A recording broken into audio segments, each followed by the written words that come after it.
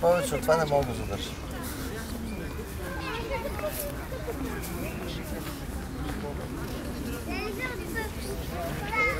Снимаш ли се?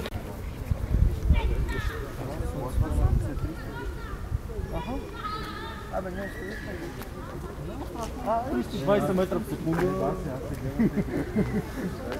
Няма кой да избега толкова бързо. Обективи има, не е да няма обективи. Сара! Сара!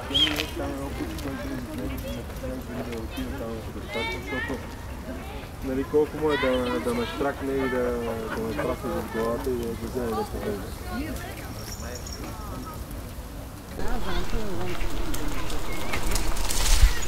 И той ти закърза. Сега разглежда лековал,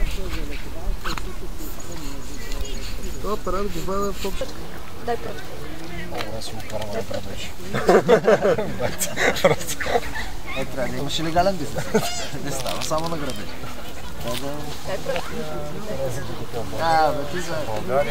България не е такива сватби. Лева без да обработваш е супер цена. С обработка, с албумче 300-350 цена.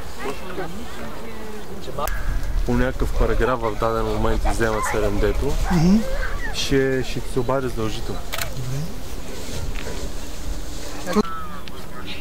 Върна ли си? Браво на тебе.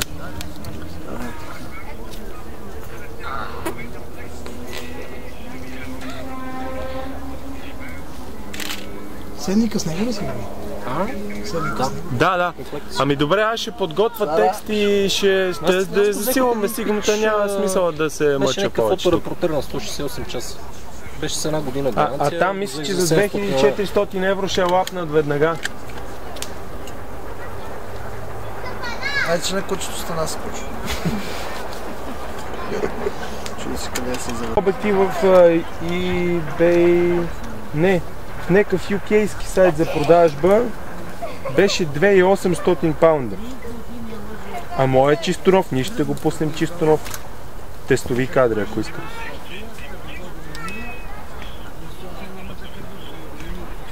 Добре.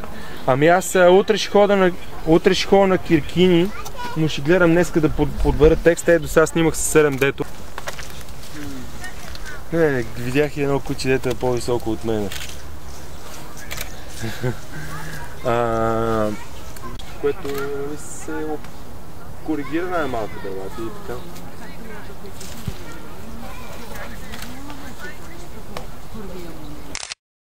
Да бе, това, че от безкрайност до минимално фокусно разстояние фокусира по-бързо, не е критерий просто за друго. За децата, викали сме си на село, пък дойда той като било, за лоза имат на село, пък голем, пък сада, точин садеха, и аз съм брала 3 дена точин с като ми били там, ама си кошки, Добре, ще гледам аз сега, ще гледам с 7D по-що, после ще...